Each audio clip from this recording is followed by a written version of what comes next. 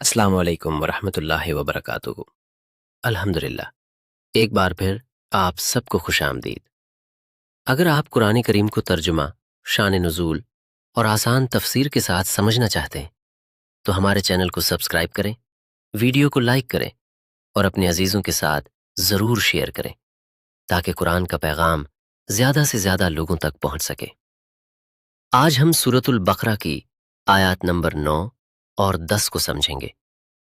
ان آیات میں اللہ تعالیٰ نے منافقین کی حقیقت، ان کے دلوں کی بیماری اور ان کے انجام کو بیان فرمایا ہے۔ آئیے سب سے پہلے آیات مبارکہ سنتے ہیں۔ بسم اللہ الرحمن الرحیم۔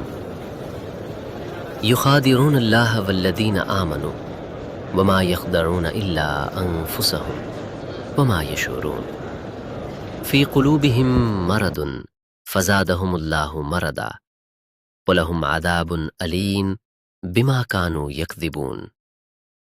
ترجمہ: وہ اللہ اور ایمان والوں کو دھوکہ دینے کی کوشش کرتے ہیں، حالانکہ حقیقت میں وہ اپنے آپ ہی کو دھوکہ دے رہے ہوتے ہیں، مگر انہیں اس کا شعور نہیں۔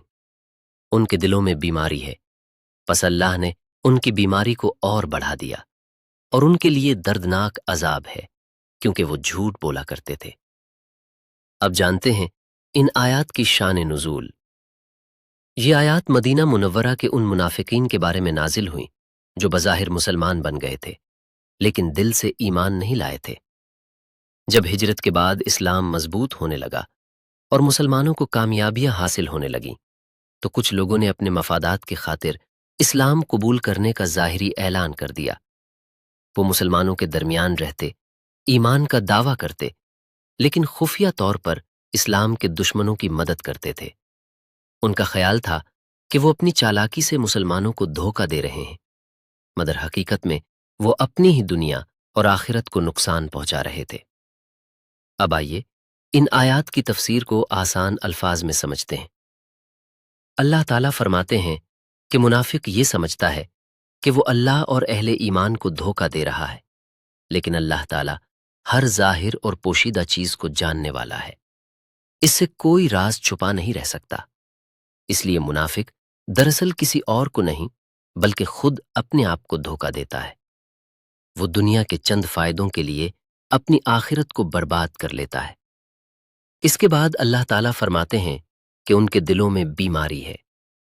یہاں بیماری سے مراد جسمانی بیماری نہیں بلکہ دل کی بیماری ہے، جیسے نفاق، شک، حسد، تکبر اور حق کو جانتے ہوئے بھی اسے قبول نہ کرنا۔ جب انسان بار بار حق کو ٹھکراتا ہے، جھوٹ بولتا ہے اور منافقت پر قائم رہتا ہے تو اس کا دل مزید سخت ہوتا جاتا ہے۔ اسی لیے اللہ تعالیٰ فرماتے ہیں کہ اللہ نے ان کی بیماری کو اور بڑھا دیا، یعنی جب انہوں نے خود گمراہی کو اختیار کیا تو اللہ نے انہیں اسی راستے پر چھوڑ دیا۔ یہ اللہ کی سنت ہے کہ جو شخص مسلسل ہدایت سے منہ موڑے وہ آہستہ آہستہ ہدایت سے مزید دور ہوتا جاتا ہے۔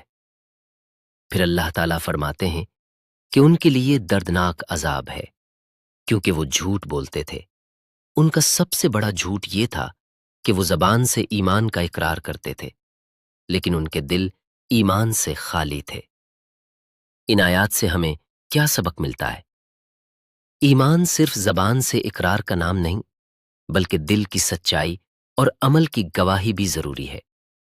منافقت انسان کی دنیا اور آخرت دونوں کو تباہ کر دیتی ہے۔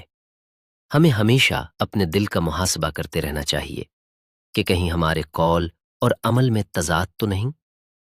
اللہ تعالیٰ سے کوئی چیز پوشیدہ نہیں، اس لیے ہمیں ہر حال میں اخلاص کے ساتھ زندگی گزارنی چاہیے۔